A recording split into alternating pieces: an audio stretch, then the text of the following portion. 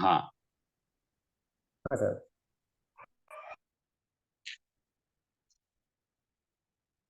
And our point of discussion is that when a disciple asks why you are just denying about the unity of the body and soul, because usually in Granth there is a method of prayer of God. So God is nothing, Arihant Paramatma is nothing but a combination of body and soul. Against that question, Acharya Kund is just giving answer in Gatha number 27, 28, 29, 30, 31. And he is saying that there are two types of Nay, Nischay Nay and Vyavhar Nay. So if you ask that body and soul is one, by Nischay Nay, definitely these are not one. But if you ask these are one, by which Nay? Because we clearly can see in this world that body and soul, they are united and can see at one place. So this is in respect of Vyavhar Nay. And whatever the prayer is done, so prayer it means Vyavhar Nay.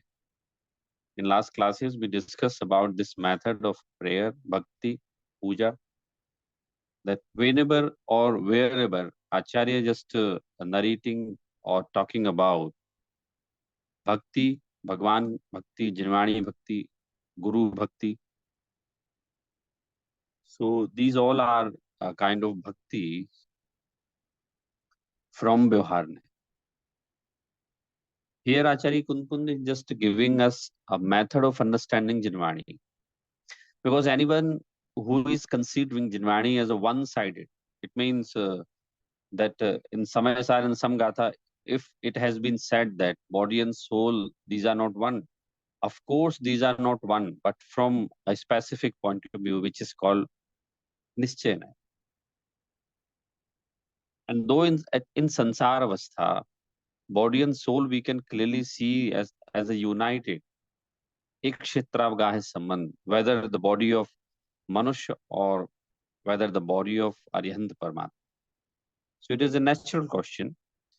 But Acharya Kund is just clearly just verifying or clearly indicating the Shaili of Jinvani or Shaili of understanding the unity of body and soul, or soul as a separate entity having no contact with body. देह चेतन एक है, यह कथन है व्यवहार का, ये एक हो सकते नहीं, यह कथन है परमार्थ का. इन प्राकृत व्यवहारणो भासरि जीवो देहो या हवदि खलु एको णदुनिश्चयस्य जीवो देहो या कदापि एकट्ठो. सो णदुनिश्चयस्य जीवो देहो या कदापि एकट्ठो, निश्चय से कभी ये दोनों एक नहीं हो सकते. इसलिए जिनागम में कोई एब्सोल्यूट कथन कभी नहीं होता है, क्योंकि वस्तु की व्यवस्था में एब्सोल्यूट कथन नहीं है ना कि भाई ऐसा ही है. अगर ऐसा ही है आप बोलेंगे तो उसके लिए आपको नए बताना पड़ेगा कि ऐसा ही. If we talk about a person who is who is considered as very intelligent and most of his decisions are just correct, he speaks less, but whenever he speaks meaningful. What we just can see in this world, हम किसी बुद्धिमान व्यक्ति को देखते हैं तो हमें ऐसा ही दिखाई देता है. क्यों दिखाई देता है? Because that person has experience many incidents, he has met many persons, good and bad. He has just traveled around the globe. It means he is having a lots of data to analyze the situation. कोई भी चीज एक एक वे में हम अपना जीवन नहीं चला सकते कि हमने तो साहब ऐसे स्ट्रेट फॉरवर्ड हम हो गए. जैसे मैं अक्सर आप लोगों को बोलता हूँ कि गृहस्थ अवस्था में है तो जिनागम इसके बारे में ऐसा बोलता है कि if you are having domestic life, then it is your duty to protect your wife and children, to give facilities, to give education to your children. It is your duty. If you are having domestic life, it doesn't mean that you can spend whole day or whole time in temple or studying Jinwani. एक नए है कि भाई हमें अपना पूरा समय जिनवाणी के अध्ययन में बिताना चाहिए, वो बराबर है, लेकिन साथ में गृहस्थ अवस्था का पालन करना चाहिए, ये भी एक कथन है। अपेक्षाएं हैं इसमें। तो ऐसे ही कोई भी बुद्धिमान पुरुष हो तो वो बुद्धिमान पुरुष कब कहलाता है? The definition of intelligent person, a sagacious person. Who is a sagacious? Who is intelligent person? A person who knows, who is having a experience data in his mind. तो ऐसे ही जिनवाणी का पाठक कौन? जिनवाणी को अच्छे से कौन समझ सकता है? जिसके दिमाग में नयों का डेटा। नयों का डेटा नहीं होने पर वो जिनवाणी को समझ नहीं सकता है। इसलिए लास्ट टाइम भी मैंने थोड़ा सा आपको बताया था कि आचार्य कुंद कुंद फिर से बार बार निश्चय व्यवहार नहीं की बात क्यों बताने लगते हैं। उनको बताने का उद्देश्य यही है कि एक बार ये समझ जाए कि भाई डेटा को किस जगह कैसा प्रोसेस करना है, कहाँ कौन सा नय लगाना है, तो फिर कभी कंफ्यूज नहीं हो। क्यों? क्योंकि निश्चय नय को पढ़कर इस जीव के स्वच्छंद होने के चांसेस रहते हैं। मतलब वो ऐसा सोच लेगा ना कि ठीक है भाई, बढ़िया है, हम तो किसी से बंधे हुए हैं ही नहीं, हमारा तो किसी से संबंध नहीं है, तो फिर वो जीवों को मारने में भी संकोच नहीं करेगा। तो पुरुषार्थ सिद्धिपाय में ऐसा कहा है कि अगर ऐसा माना जाए तो फिर भैया, जिस तरह से राख को मसल देने पर कोई पाप नहीं लगता, वैसे जीवों को मार देने।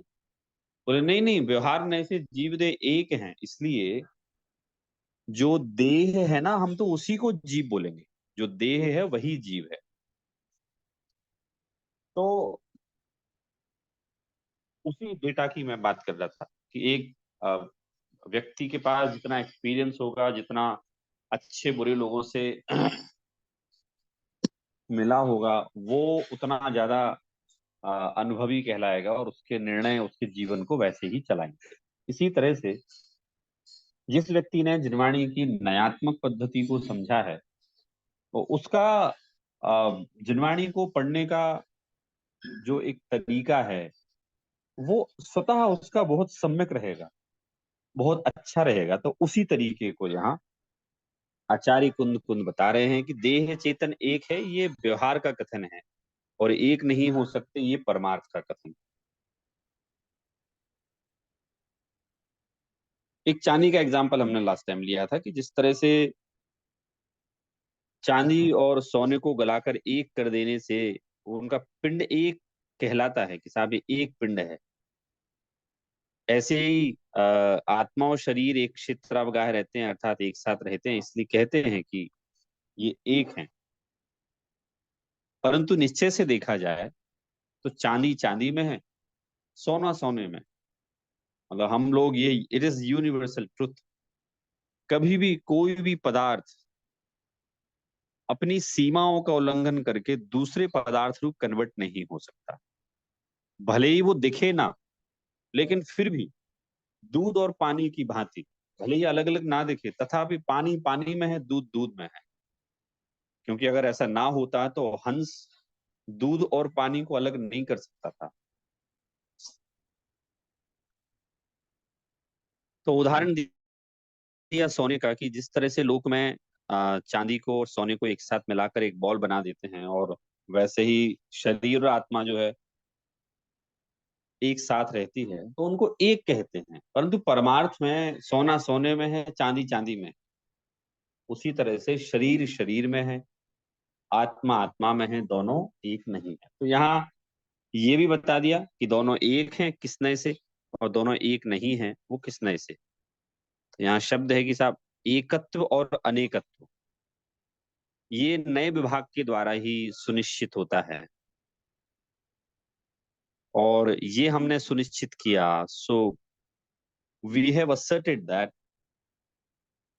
if we are praying of God, so that is not from निश्चय, but we are doing puja और भक्ति from व्यवहार।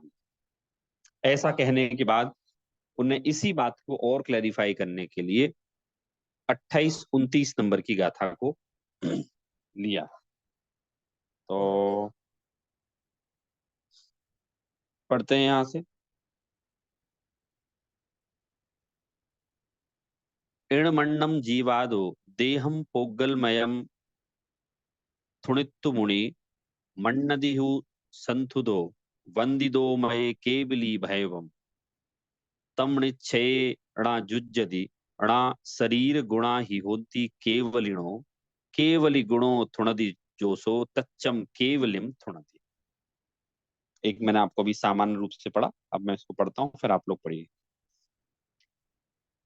इणमण्णम जीवादो देहम पोगलमयम थुणित्तुमुनि मन्नदिहु संथदो वंदिदो मये केवली भैवम तमनिच्छेण जुज्यति णा शरीर गुणा ही होन्ति केवलिनो केवली गुणो थुणदि जो सो तच्चम केवलिम थुणदि।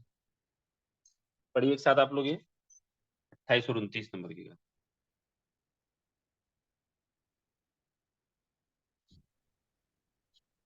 इणमण्णमजीवादो देहमपोगलमयं तुणितुमुनि मन्नदिहु संथुद्धो वन्दितो मय केवली भैवम्।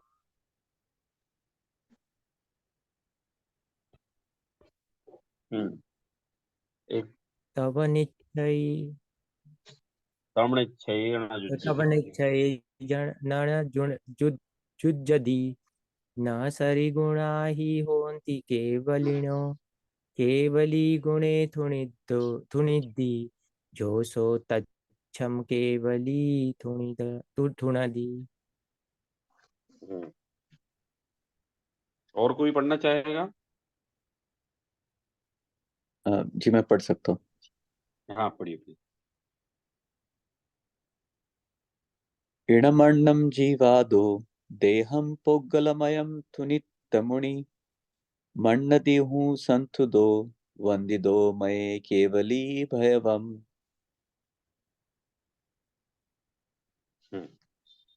इसके आगे भी पढ़ लीजिए 29 नंबर। ये दोनों गाथाएं एक्चुअली में एक साथ ली जाती हैं ये। तम निश्चयेन जुज्जदीण शरीरगुणा हि होन्ति केवलीनो केवली गुणे थुनदि जो सो तच्चम केवलिम थुनदि। गुड, बहुत बढ़िया। दोनों ने, आप दोनों ने एकदम शुद्ध पढ़ी। हाँ और पढ़िए, आदर्श जी आप पढ़ेंगे। इणमन्नं जीवादो देहं पोग्गलमयं थुणित्तु मुनि मन्नदिहु संथुदो वन्दिदो मये केवली भयवम्। आगे 29 नंबर। तम तम निश्चयेण तम निश्चयेण जुज्जदीन शरीर गुणो हि होन्ति केवलिनो केवली गुणे थुनदि जो सो तच्चम केवलिम थुनदि। बहुत बढ़िया। देखिए प्राकृत गाथा है ये, इसको पढ़ने से, मैंने आपको लास्ट टाइम ही बताया था, इसको पढ़ने से ना हमारी स्पीच बहुत क्लियर होती है। मतलब हमारे जो बोलने में शब्दावली है, तो शब्दावली क्लियर होती डजंट मीन कि प्राकृत की, लेकिन हम जो अपनी रूटीन लैंग्वेज बोलते हैं, जैसे मैं ऐसा मानता हूँ हिंदी बोलते हैं, तो हिंदी हमारी बहुत क्लियर इसलिए होती है क्योंकि जब हम इतने कठिन शब्दों का उच्चारण कर सकते हैं और उसके बाद फिर हम हिंदी की शब्दावली बोलते हैं, तो वो शब्द हमारे बहुत क्लियर निकलते हैं। अभी रिसेंटली रिसेंटली मतलब वैसे तो भारत सरकार 3-4-5 साल से संस्कृत और प्राकृत पे बहुत काम कर रही है, बहुत प्रमोट कर रही है। मतलब आप सोचिए कि यहाँ भारत में 3-4 लाख की सैलरी एक इंजीनियर की भी है, और प्राकृत और इसमें शोध करने वाले प्रोफेसर की भी 3-3.5 लाख सैलरी होने लगी, और स्कॉलर्स फेलोशिप बहुत सारी देने लगी सरकार। हमारे खैर जैन समाज का तो पैसा लौट जाता है, क्योंकि अपन लोग यूटिलाइज ही नहीं करते फंड अपना, तो हर साल जो अलॉट होता है पैसा अपने लिए वो तो लौट जाता है। लेकिन मतलब आप इसमें रिसर्च कीजिए ताड़पत्रों पर प्राकृत में, तो सरकार बहुत अच्छा अमाउंट दे रही है, रिसर्च फेलोशिप से बोलते हैं हम लोग। तो क्योंकि प्राकृत संसार की सबसे सबसे एंशिएंट लैंग्वेज है, संस्कृत से भी पुरानी भाषा प्राकृत है। तो भारत में अब इसका संरक्षण है। और मैं इस प्रकरण में से बता रहा हूँ कि भारत सरकार को सबसे ज्यादा जो सहायक हो रहे हैं ना, वो जैन ग्रंथ हो रहे हैं। क्योंकि प्राकृत जो निबद्ध है, जैसे उनके जो ग्रंथ हैं जितने, वो तो मैक्सिमम संस्कृत में है। एक हमारे जैन ग्रंथ हैं जो कि प्राकृत में है, क्योंकि बौद्धों के भी हैं, ऐसा नहीं है कि बौद्धों के नहीं है, लेकिन जितनी बहुतायत में हमारे ग्रंथ हैं प्राकृत में, वो उतनी बहुतायत में या कंटेंट के साथ उनके नहीं है। तो ऐसी रिसर्च हो रही है, जैसे बताया मैंने। हम्म। तो इसमें अब ये कह रहे हैं कि साहब, इन इणमण्णम जीवादो देहम पोगलमयम थुड़ित्तो मुनि मन्नदिहु संतुदो वंदिदो मय केवली भैभम। कि इस आत्मा से जो भिन्न पुद्गल रचित जो तन का स्तवन है,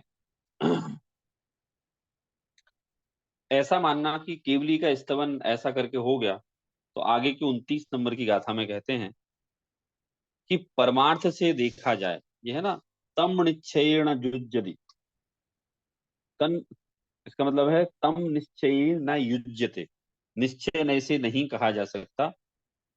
णा शरीर गुणा ही होंति केवलिनो, निश्चय न से ये नहीं कहा जा सकता कि शरीर और आत्मा एक हैं। फिर कहा कि साहब, ये जो केवली का जो स्तवन है ना, केवली गुणो थुणदि सो जो तच्चम केवलिम थुणदि, थुणदि मतलब होता है स्तुति। तो परमार्थ से देखा जाए तो वो शरीर वाला स्तवन स्तवन नहीं है, केवली के गुणों का स्तवन ही स्तवन कहा जाएगा। अब ये बात पिछली गाथा से थोड़ी सी यहां और आगे बढ़ाई। उन्होंने कहा कि साहब, जो शरीर का हम स्तवन कर रहे थे ना, वो एक्चुअली में केवली का स्तवन नहीं कहलाएगा। केवली का स्तवन क्या है? तो बोले केवली का स्तवन अर्थात उनके गुणों का स्तवन। तो जो 29 नंबर की गाथा में कहा गया ना, केवली गुणान स्तौति या सा तत्वम केवलिनम स्तौति, कि वो उनके गुणों का स्तवन करना ही मात्र केवली के गुणों का स्तवन माना जाएगा। अब साहब, गुणों का स्तवन करना क्यों माना जाएगा, तो अपन एक बार इसको थोड़ा डिटेल करते हैं। हम लोक में देखते हैं, जैसे ना अपने ऑफिस में देखते हैं, समाज में देखते हैं, कभी भी भारत हो या आपका देश यूएस हो, कहीं भी हो, लेकिन आप लोगों को पता है कि कहीं भी कलर के आधार पर कभी भी पद प्रमोशन नहीं होता। एक टाइम ऐसा था जब रंग भेद चलता था, लेकिन अभी वो समय नहीं है। हमारे देश की राष्ट्रपति का रंग भले ही श्याम वर्ण हो, तथापि उनको सम्मान पूरे विश्व में, वो राष्ट्रपति पद एक गुण है, उस गुण के आधार पे दिया जाता है।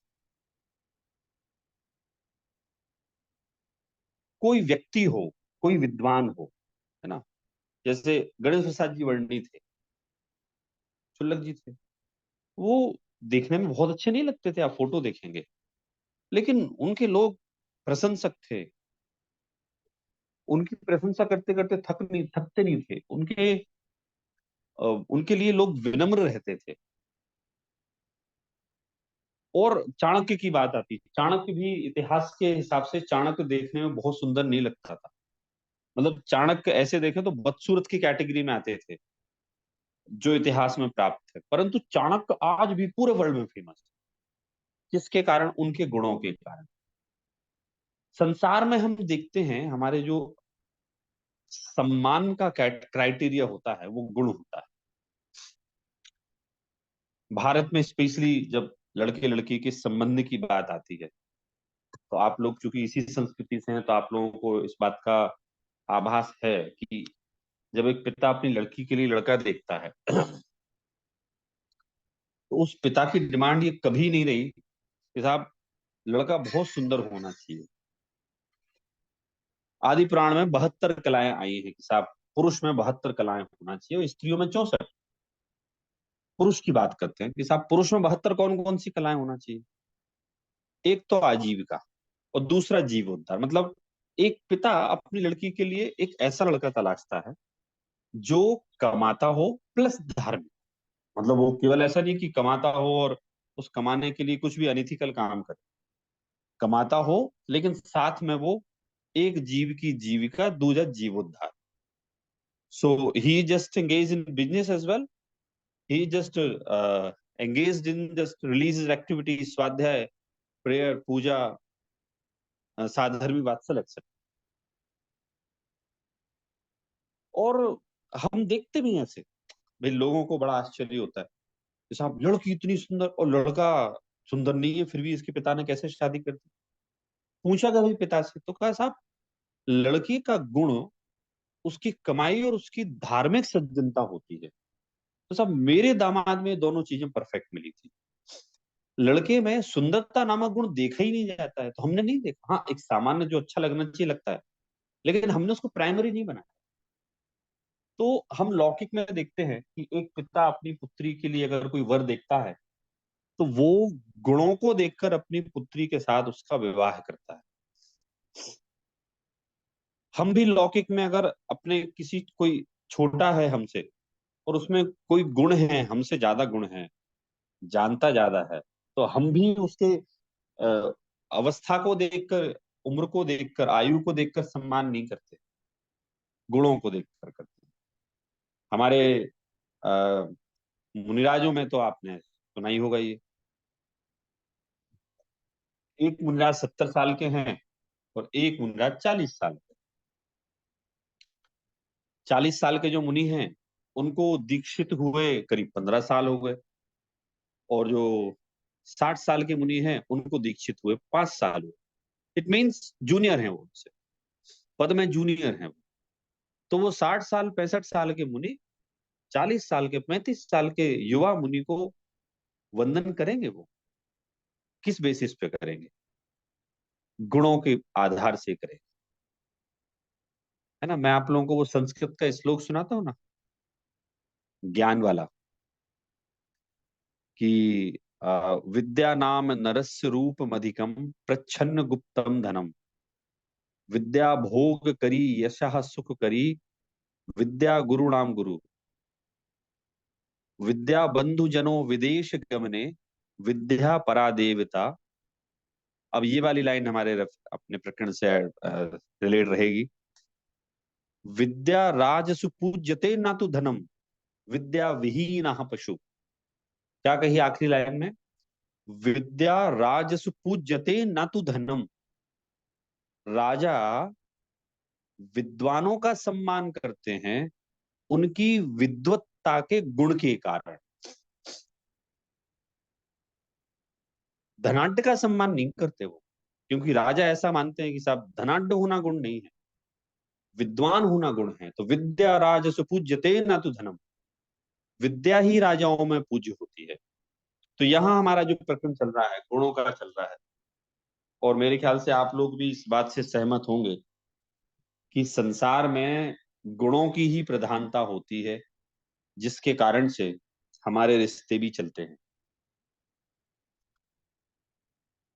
हम देखते हैं ना कि साहब, मतलब पुरुषों में बहुत गुण होते हैं, लेकिन भारतीय महिलाओं में जो साहित्य में वर्णन है वो भी अतीव गुण भरे हुए हैं. वहां कहा जाता है कि साहब भारतीय स्त्री जो होती है वो सहनशील, समझदार, सबको साथ लेकर चलने वाली,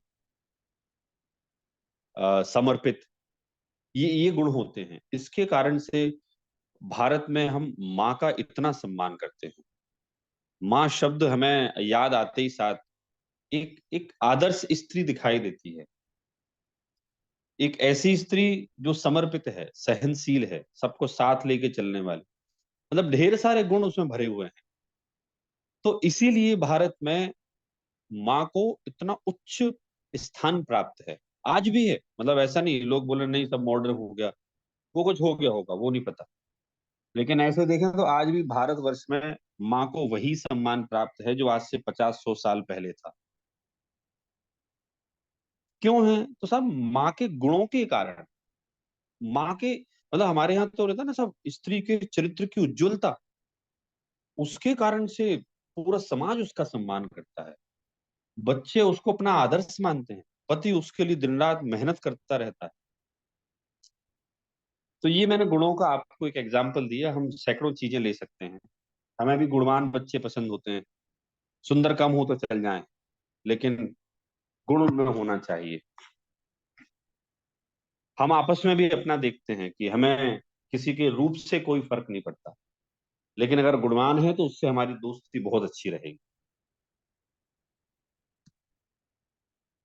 इसी तरह से यहाँ भगवान की भी बात हो रही है कि साहब हम केवली की जो स्तुति स्तवन करते हैं ना, हम परमार्थ से अगर देखा जाए तो हम तो साहब केवली के गुणों का स्तवन ही उनका स्तवन कहलाएगा। हम शरीर के स्तवन को स्तवन नहीं मानेंगे, हम तो उनके जो गुणों का जो स्तवन है ना, हम तो उसी को कहेंगे कि साहब वो ही सच्चा स्तवन है। तो गुणों संबंधी आपको बात समझ में आई होगी कि साहब हमारा भी कोई दोस्त अगर गुणवान ना हो तो हम भी उससे दूर हटते हैं। क्या कहा, मैं अभी कल नीति शतक पढ़ रहा था एक, तो उसमें क्या कहा पता है, मूर्खों की संगति तो स्वप्न में भी नहीं करना चाहिए। पता लगा, मूर्खों की संगति तो स्वप्न में भी ना करें, मतलब बिल्कुल करें ही ना।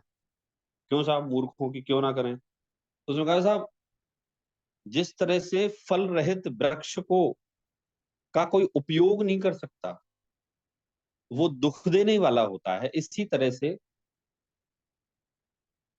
जो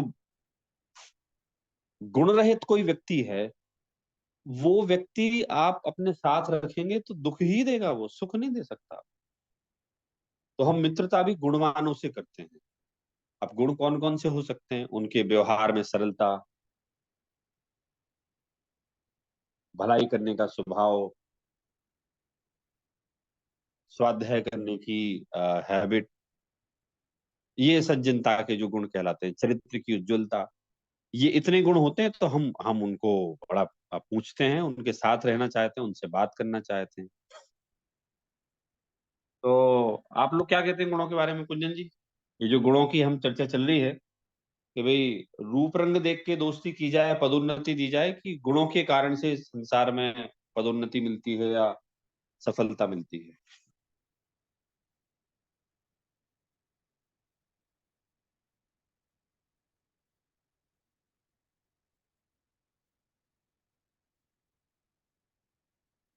हाँ, कुंजन जी सुन रहे हैं आप? मेरी आवाज आ रही?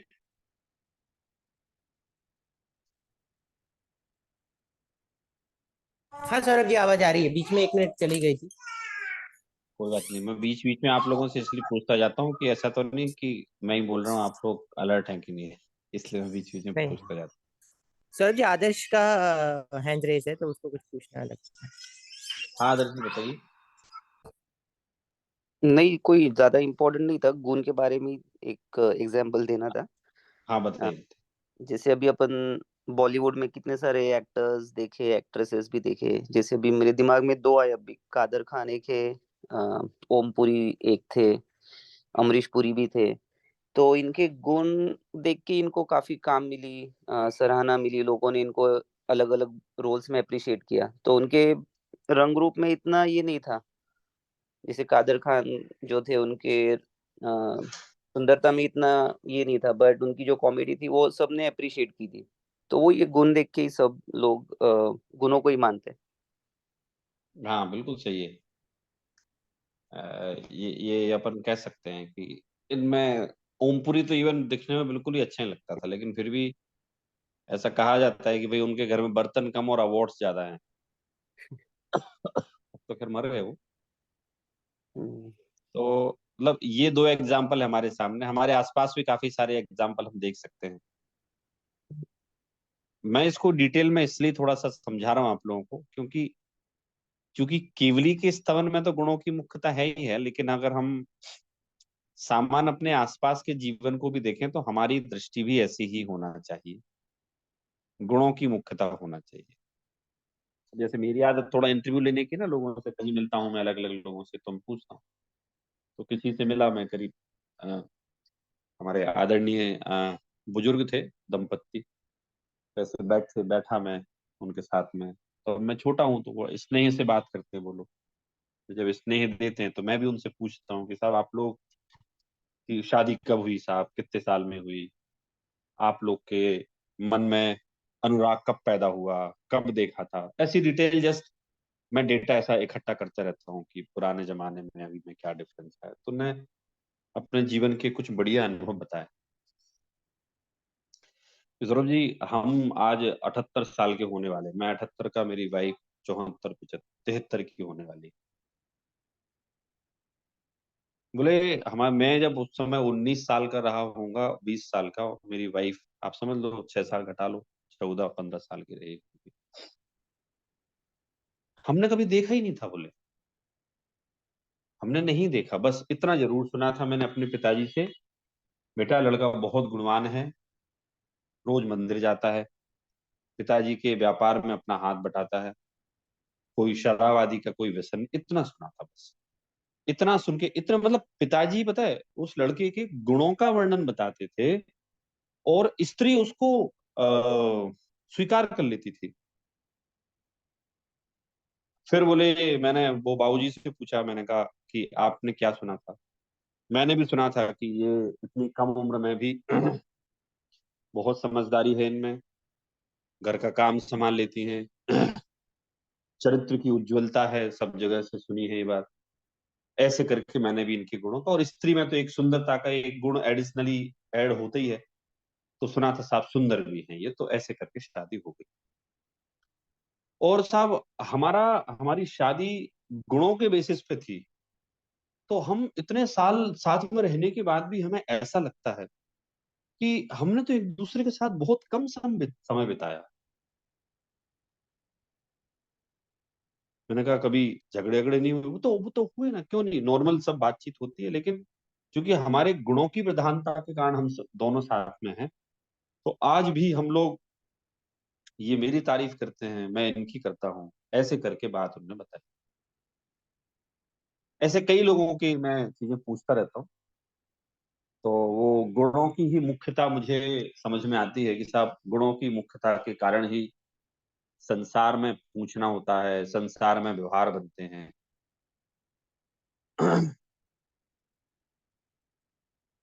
और अगर गुणों की मुख्यता ना हो तो कहते हैं कि साहब अगर गुलाब में कांटे ही कांटे हों तो कौन गुलाब को ग्रहण करे, लेकिन गुलाब में उसकी सुंदरता नामक गुण होने के कारण से उसके कांटों को भी सहन कर लिया जाता है।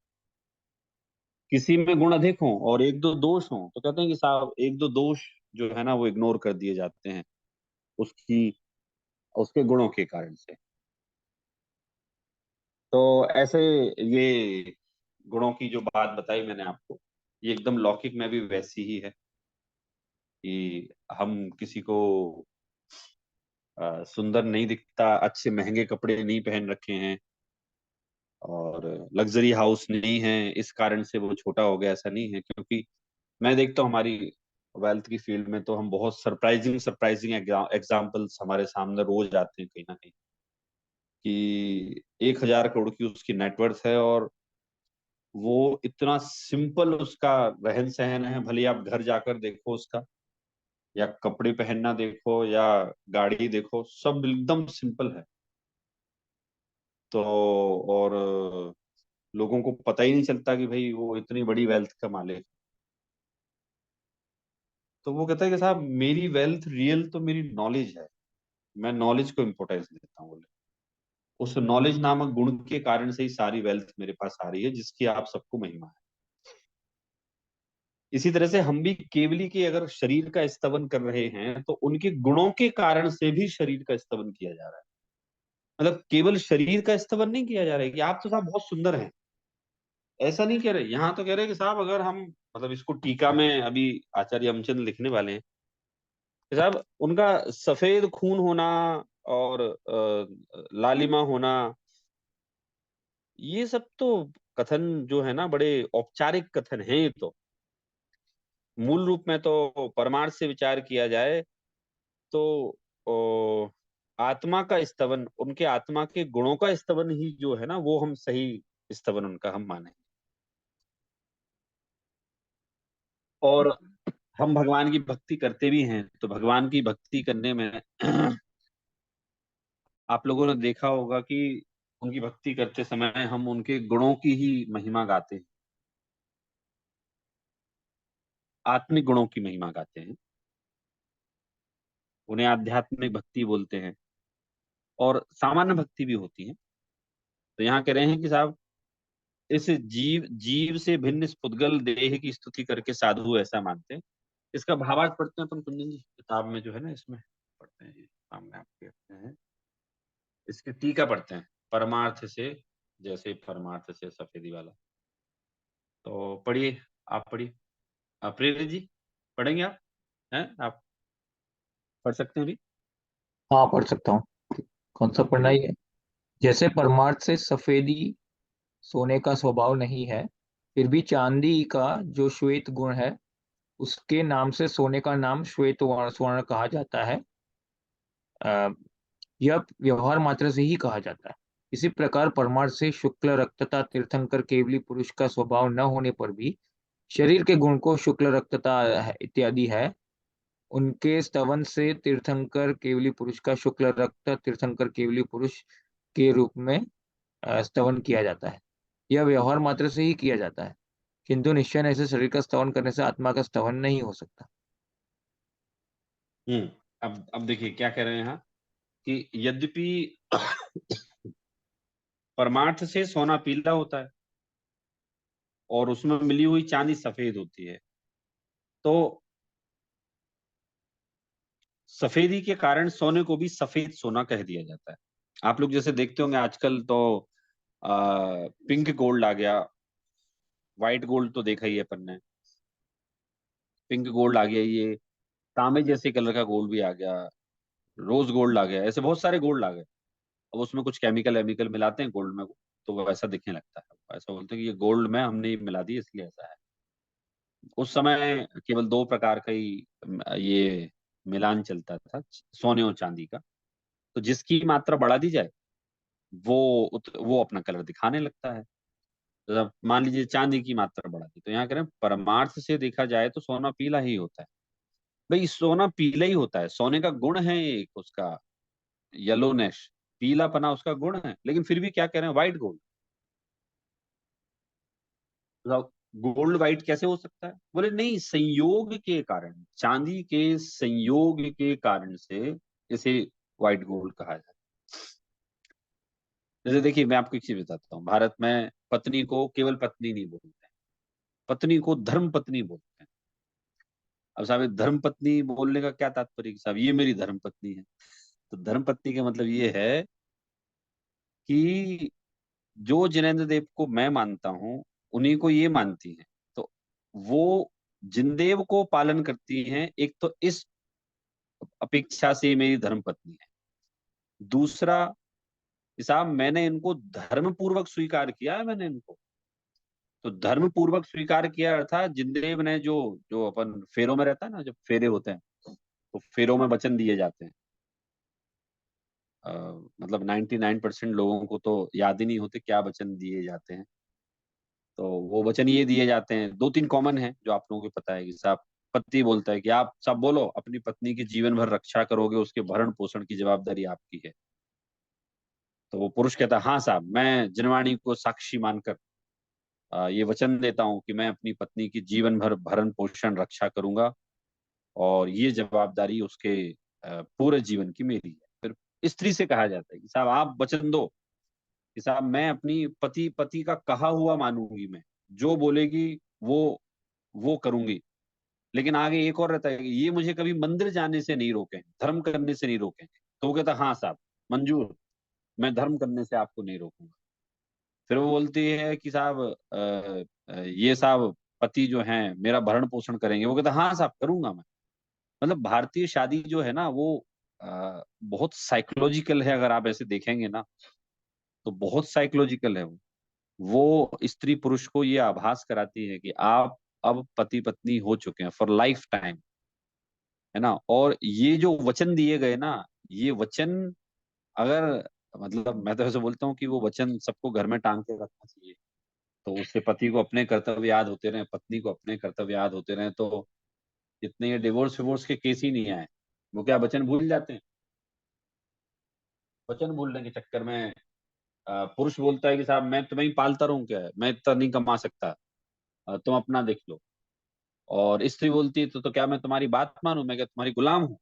तो कहते नहीं भैया, शादी हुई थी, शादी में वचन दिए गए थे, पुरुष को दिया गया था मैं ईमानदारी से आजीविका करके अपनी स्त्री का भरण पोषण करूंगा जीवन भर, और स्त्री ने कहा था मैं साहब इनकी जीवन भर आज्ञा मानूंगी। तो वो अगर याद कर लें तो भारतीय जो शादी है बहुत बहुत साइकोलॉजिकल है वो।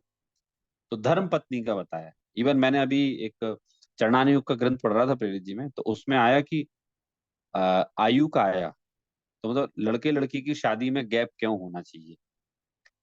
तो मतलब लड़की छोटी बताई अपने यहाँ की साहब, छोटी लड़की से ही शादी करें, लड़का बड़ा होना चाहिए।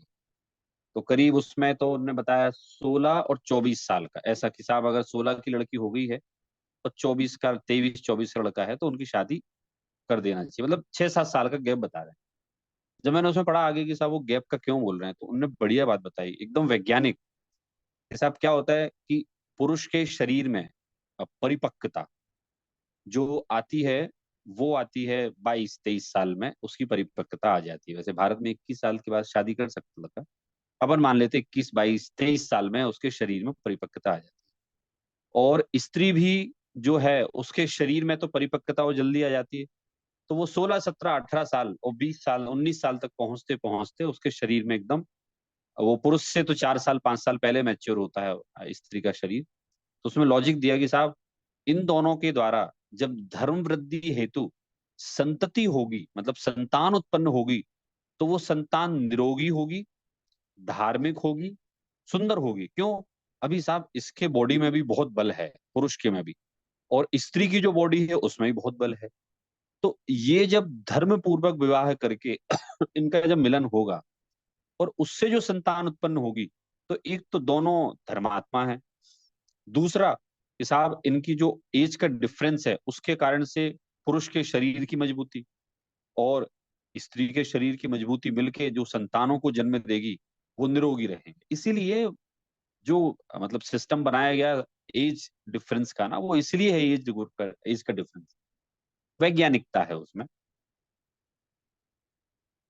तो यहाँ हम तो सोने चांदी की बात आचार्य ने की है हमसे कि साहब जो सोना चांदी है, सबसे ज्यादा एग्जाम्पल पूरे ग्रंथ में सोने चांदी के ही मिलते हैं। The reason behind is that we are familiar. Since time immortal, people are very familiar with this gold and silver. और कहा भी जाता है साहब वो तो चांदी के चम्मच में उनका जन्म हुआ है, चांदी के चम्मच मुंह में लेके जन्म हुआ। और वो तो साहब सोना ही सोना है उनके पास। It means gold and silver, these are the precious content of metal. तो यहाँ उसी का एग्जाम्पल दिया है कि साहब परमाणु से सोना तो पीला ही होता है, मतलब सोने का स्वभाव पीला है, फिर भी उसमें जो मिली हुई चांदी की सफेदी है वो उसके कारण भी सफेद सोना कह दिया जाता है। तो ये तो एक कथन मात्र है, कथन मात्र मतलब व्यवहार कथन, ऐसा कहा जाता है, ऐसा है नहीं। तो वैसे ही उसकी सफेदी और लालिमा अथवा खून का सफेद होना शरीर के ही गुण है। तीर्थंकर का शरीर सफेद होता है, शरीर नहीं सॉरी खून सफेद होता है। तो साहब लाल होता है, सफेद होता है, गौर वर्ण होते हैं, ये सब तो बोले शरीर के ही गुण हैं।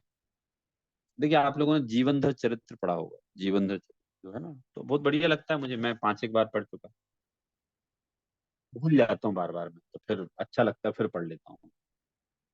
उसमें क्या है कि साहब जीवनधर कुमार की उसमें 8 शादियां होती है ना, उसी वक्त से मोक्ष जाने वाले थे, चले गए वो तो भगवान जीवनधर बने। तो 8 शादियां होती हैं। तो उसमें बताया साहब कौन कौन सी लड़कियां शादी करती हैं, या वो किससे शादी करती हैं। तो बताया कि साहब वो सारी कन्याएं जीवनधर कुमार के गुणों पर मर मिटी थी। मतलब जीवनधर कुमार में इतने सारे गुण थे, वाक्पटुता, सरल स्वभावी, स्पष्ट मिष्टाक्षर, हैं, सबका भला चाहने वाले, दिखने में सुंदर थे वो, एक्सेप्शनल कि ये वाला कॉम्बिनेशन रेयर होता है, weather a person who is having beauty, brain, money and religion. These are the 4 major quality which a one person must have but unfortunately most of the men they are not having all these four.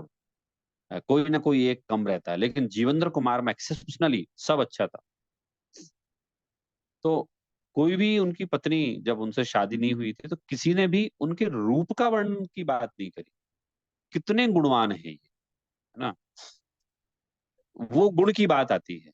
जैसे आज भारतीय संस्कृति में सीता जो है ना वो एक आदर्श नारी मानी जाती है। और पुराने जमाने में सीता की कथा माएं अपनी बेटी को सुनाती थी कि बेटा ये देखो सीता का देश है, और हमारी जो आदर्श सीता थी उनने अपने पतिव्रत के लिए क्या क्या सोचा, क्या क्या किया, और कैसी उनकी सोच थी, तो वो बताया था। तो आप पढ़ेंगे अगर पद्म पुराण तो उसमें आपको पता चलेगा कि उसमें सीता को रावण ने प्रलोभन दिया कि देखो सीता, मेरी सैकड़ों रानियां हैं, तथापि न जाने क्यों मुझ पर मेरा तुमसे बहुत मोह है। एक काम करते हैं, चलो मैं तुम्हें रानियों की मुखिया बनाता हूँ, मतलब पट रानी जिसको बोलते हैं ना, पट रानी, मेन रानी। मैं तुम्हें रानियों की मुखिया बनाता हूँ, और ये देखो मेरी बैलेंस शीट देख लो तुम एक बार। देखो मेरे पास 3 खंड का राज्य है, इतने राजा हैं, इतना धन है, वैभव है। अब बोलो क्या है विचार तुम्हारा। तो सीता ने कहा मेरे मन में राम के अतिरिक्त अब कोई आ ही नहीं सकता है। मैं, आप बोल रहे हो सोच के बताना, मुझे तो अभी आपकी बात सुनाई नहीं दी, सोचने का तो सवाल ही पैदा नहीं होता, ये संभव ही नहीं है ना। और वो राजुल वाला एग्जाम्पल तो आप लोगों ने सुना ही होगा। साहब जब नेमिनाथ चले गए गिरनार, तो पिताजी ने कहा देखो बेटा, अब वो तो साहब चले गए साहब, वो तो सबको पता था तीर्थंकर हैं, वो तो चले गए, तो तुम शादी कर लो। पिताजी क्या बात कर रहे हो, शादी कर लो? शादी तो मैंने कर ली थी। बोले किससे? बोले नैमी प्रभु से। बोले किसने बोला? हमने तो नहीं करी। नहीं नहीं पिताजी, आज जिस दिन हमारा संबंध तय हुआ था उसी दिन मन में मैं उनको पति स्वीकार कर चुकी थी। ये तो आप लोग केवल क्रियाएं कर रहे थे, ये क्रियाएं की जा रही थी। वो मेरे पति हो चुके थे, मैं मन में उनको स्वीकार कर चुकी थी। तो हमारा देश तो इतना महान है, हमारी जैन संस्कृति समझे, भारतीय संस्कृति समझे। साहब कहते हैं साहब, स्त्री अगर मन में एक बार किसी पुरुष को अपना स्थान दे चुकी तो दे चुकी। अब वो हम अभी चर्चा का विषय हमारा नहीं है कि नहीं नहीं, तो पुरुषों की भी इक्वल जवाबदारी है। अभी तो मैं आपको जो बताना चाहता हूँ वो ये बताना चाहता हूँ कि साहब वो सीता जी कोई राम के गुणों के वो सुंदरता के कारण उनको इतना समर्पण नहीं था, उनके गुण उनको निरंतर स्मरण में रहते थे। तो ऐसे ही यहाँ कह रहे हैं कि साहब सुंदरता तो एक व्यवहार कथन मात्र है कि साहब मेरे पति बहुत सुंदर भी हैं, ठीक है। ऐसे ही केवली भगवान सुंदर हैं, उनका सफेद खून है, लाल खून है, वॉट एवर, ये तो कथन मात्र है। और आ, ये कह के तो साहब व्यवहार स्तुति ही की जाती है। अगर हम परमार्थ से विचार करें तो लाल सफेद होना या सफेद खून वाला होना तीर्थंकर केवली का स्वभाव नहीं है। इसलिए निश्चय से शरीर के स्तवन से आत्मा का स्तवन नहीं होता। अगर हम परमार्थ से विचार करें तो जो अ, सफेद लाल खून है उससे तीर्थंकर की स्तुति नहीं होती, वो तो मात्र व्यवहार स्तुति है। मूल रूप में देखें तो निश्चय से आत्मा के स्तवन की जो चर्चा आती है वो आत्मा का स्तवन ही मूल रूप में तीर्थंकर की स्तुति कहलाएगी। तो मेरे ख्याल से आप लोगों को ये क्लियर हो गया होगा। इतनी हम लोगों ने डिटेल में चर्चा कर लेंगे, सब गुणों की बात हो रही है हमारी कि सब गुण कितने इंपॉर्टेंट है हमारे लिए। इसलिए पता है हम सबको अपने जीवन में what we should try continuously to be to have more and more guna in a life. Like भाई स्वाध्याय नामक गुण है, सरलता नामक गुण है, हमें क्या है, किसी से ईर्ष्या नहीं रखने नामक गुण है, साधर्मी वात्सल्य नामक गुण है। तो ये हमें निरंतर अपने गुणों का ही विकास करना चाहिए। आप कहें अच्छा मतलब दूसरे हमें हमारी प्रशंसा करें इसलिए ना, नहीं नहीं, आप अगर गुणों को ग्रहण करेंगे तो आप स्वयं भी तो महिमावान अपने आप को अनुभव करेंगे ना। तो इसलिए यहाँ जो गुणों की बात हो रही है, तो कहा साहब कि वो तो सब व्यवहार से है। आप कैसे लग रहे हैं, सुंदर लग रहे हैं, क्या लग रहे हैं, महंगे कपड़े पहने, तो क्या साहब ये व्यवहार स्तुति है, ये नकली अमीर है, ये असली अमीर नहीं है। तो परमार्थ से अगर हम विचार करें तो ये लाल सफेद होना ये केवली का स्वभाव नहीं है, इसलिए हम इसे स्तुति मानते ही नहीं। निश्चय नहीं से है ना, वो व्यवहार नहीं से तो स्तुति है, वो बराबर है। तो जिस प्रकार से चांदी की सफेदी का सोने में अभाव होने से निश्चय से सफेद सोना कहना उचित नहीं है, सोना तो पीला होता है, अतः सोने को पीला कह देना ही सही है। इसी तरह से शरीर के गुणों का केवली में अभाव होने से श्वेत लाल कहने से अथवा सफेद खून वाला कहने से केवली का स्तवन नहीं होता, केवली के गुणों का स्तवन करने से ही उनका स्तवन होता है। तो ये वही वाली बात कही कि साहब निश्चय से तो सफेद सोना होता ही नहीं है, सोना तो पीला होता है। फिर भी ठीक है, आपने कह दिया तो व्यवहार न से आप कहो तो कहो, बाकी हम तो मूल रूप में जो मानेंगे अपना जो स्तवन मानेंगे, हम तो साहब गुणों का स्तवन मानेंगे। अब गुणों के स्तवन से मुझे एक चीज और याद आई कि अगर कोई व्यक्ति भगवान के गुणों का स्तवन करके उनकी भक्ति पूजन करता है, तो आप जानते हैं कि वो परमानेंट भक्ति पूजन कहलाएगी। वो भक्ति पूजन स्थायी है और अस्थाई नहीं है। वो क्यों स्थायी है? वो क्योंकि वो समझ पूर्वक समझी गई है, वो चीज वो लॉजिक के द्वारा समझी गई है, तत्वों के द्वारा समझी गई है। तो इन सबके द्वारा जो समझी गई है, इसीलिए वो सभी लोग उसी मार्ग पर अग्रसर होते हैं।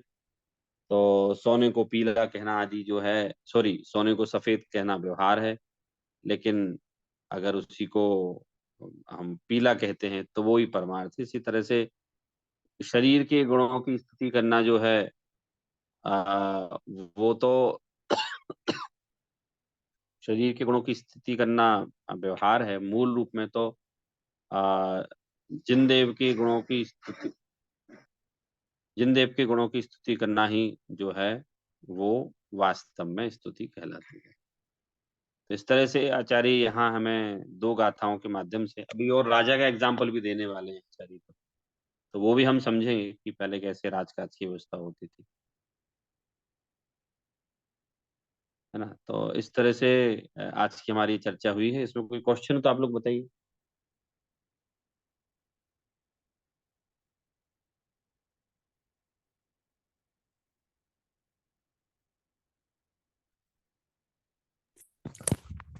सौरभ जी, यहाँ पे एक क्वेश्चन ऐसा होगा कि बहुत लोग जब नया मंदिर निर्माण होता है या ऐसा, तो भगवान की प्रतिमा जो है बहुत ही सुंदर ढूंढने की कोशिश करते हैं या बहुत बड़ी भव्य बनाने की कोशिश करते हैं, और फिर मंदिर जी को भी इतना ही भव्य बनाने की कोशिश करते हैं।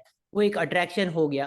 तो उसमें हम तो जब जाते हैं तब अपने को तो गुण ही देखने हैं, पर जो वो भी करना उचित होगा कि नहीं, और सेकेंड मतलब उसमें कोई नेग्लिजेंस तो नहीं हो रहा है, मतलब प्रमाद तो नहीं हो हम्म, बराबर। मतलब इसमें क्या बोलते, ध्यान देने योग्य बात ये है इसमें कि केवली की स्तुति करते समय इतना थोड़ी सोचना, जितनी हम चर्चा कर रहे हैं इतना सोचना नहीं, ये तो जस्ट हमारे समझने के लिए है। वो तो आचार्य यहाँ ये बता रहे हैं कि यद्यपि व्यवहार की स्तुति भी सही है ना, वो सही है व्यवहार से स्तुति, तथापि अगर आप बोलेंगे कि परमार्थ से और रिफाइंड स्तुति कौन सी है, तो हम तो यही बोलेंगे कि उनके शरीर की जगह जो गुणों की स्तुति की जाती है ना, दैट इज रियल स्तुति है। और उसी स्तुति को करने से इस जीव को समझ लो मुक्ति के मार्ग में जिनदेव निमित्त बनेंगे, है ना। तो चलिए, अभी हमारा समय हो गया, अभी कम लोग हो गए, अब मेरे ख्याल से अभी तो 10 लक्षण का भी खत्म हो गया। सबको मैसेज डालिए, सब लोग फिर से रिज्वाइन हुए, क्योंकि 10 लक्षण खत्म हो गए, 10-15 दिन हो गए। तो अभी थोड़ा दिवाली और वो सब चालू हो गई, सब नवरात्रि, तो पता नहीं लोगों का वो थोड़ा बिजी हो गया तो आपके यहाँ भी नवरात्रि मनाते हैं क्या? सौरभ जी, यहाँ पे तो अगेन वीकेंड पे लोग बहुत ही जाते हैं। हम लोग तो जाना बंद ही कर दिया है, बट बहुत लोग तो जाते हैं। नहीं, वीकेंड पे तो यहाँ भी लोग घर से बाहर भागते हैं। आपको पता है सब लोग सुनिए ध्यान से, भारत में इंटरनली इतना टूरिज्म बढ़ गया इंटरनली कि होटल्स कम पड़ रहे हैं। पता है, पिछले 6 महीने से ओवरलोडेड है होटल, 4-4 गुना किराया है। तो अभी कंपनीज फिर क्या बोलते, नए होटल्स प्लान कर रही है, लेकिन 4 साल लगेंगे। और यहाँ इंदौर से भोपाल एक बस चली है अभी, अल्ट्रा लग्जरी। तो नॉर्मल बस का किराया 300 रुपये, उसका उसका किराया है 900 1000 रुपये, और वो फुल चल रही। 300 वाली खाली चल रही, 1000 वाली फुल चल रही। तो आपके ही नहीं है ये घूमने का, यहाँ भी बहुत घूमने का है, और यहाँ तो लोग महंगी सी महंगी चीजें खरीद रहे हैं यहाँ। सौरभ जी बोल रहे हैं ना, लेकिन वो कोविड के बाद वो बोलते हैं ना, वो ट्रैवल जो बदला ले रहे हैं, जो बोलते हैं कि क्या बोल रहे थे, मैं भूल गया वो वर्ड। कोविड के बाद अभी वो चल रहा है, सब लोग को बाहर जाके घूमना है। Anyway, नहीं नहीं, यहाँ अभी पे भी ऐसे एक्चुअली ही में चल क्या रहा है हुआ सौरभ जी, है। समर में ऐसे ही चल रहा था हम्म, कि आप कहीं पे भी हम्म, बुकिंग करो, प्राइसेस तो ऐसे भी बढ़ गए इन्फ्लेशन की वजह से, बट ओवरऑल सब जगह बुकिंग जाए, यूएस में भी और कहीं पे भी यूरोप पे जाना हो तो प्लेन फ्लाइट्स और वो तो ऐसे भी प्राइस नॉर्मल बढ़ गई है, but because of the rush और बहुत लोगों को जाना है और ट्रैवल करना है, तो वो बहुत ही एकदम एक्सप्लोड ही हो गया। इंडिया में तो नो डाउट आजकल तो सब लोग को वीकेंड आया मतलब बाहर ही जाने का ये बढ़ ही गया है और ऐसा हो गया है, बट वो थोड़ा वेस्टर्न कल्चर भी आ गया। नहीं वेस्टर्न नहीं, यहाँ क्या है, गवर्नमेंट ने रोड्स इंफ्रास्ट्रक्चर बहुत अच्छा बना दिया, कल्पना से भी ज्यादा अच्छा। पहुंचना Right. बहुत इजी हो गया, सिस्टमेटिक। हमारे यूपीआई जो है ना हमारे यहाँ का, वो तो मैजिकल हो गया। मतलब वो तो इतना काम कर रहा है कि आप मतलब मेरी जेब में पैसे नहीं होते, कैश कोई नहीं चलता। तो खैर बढ़िया है, आपने चल रहा, अच्छी बात है। यहाँ भी वैसे ही चल रहा है, मतलब सब लोग उसी में उलझे हुए हैं, कोई बात नहीं। फिर मेरी किसी से बात होगी, मैं बोलूंगा, आप लोग बोलिए सबको यहाँ है, क्योंकि प्रकरण हमारा बहुत अच्छा चल रहा है वाला। तो इस तरह से हमारी आज की क्लास समाप्त है, हम लोग जनवाणी से मिले। हाँ सौरभ जी और एक बात सबको बोल दो, हम लोग नेक्स्ट 4 वीक्स हम लोग इंडिया ही आ रहे हैं, तो बहुत हम लोग बढ़िया। अगेन थोड़े क्लासेस में आगे पीछे अगर मैं होस्ट करने में रह जाऊँ तो मैं ट्राई तो करूंगा, संडे इवनिंग होगी वहाँ की, तो होस्ट तो करूंगा ही, बट आगे पीछे हो जाए तो मैं प्रेरित और प्रीतेश और 1-2 जन को और को बोल दूंगा। सो आपको भी बता देता हूँ। चलेगा चलेगा, ठीक है, ओके। जिनवाणी स्तुति लेते, निज निधि निज में बताई, यह अनंत उपकार है, इसके लिए जनवाणी माँ को वंदना 100 बार है, वंदना 100 बार है। जय जिनेंद्र सभी को। Thank you Saurabh ji. जय जिनेंद्र, थैंक यू। जय जिनेंद्र।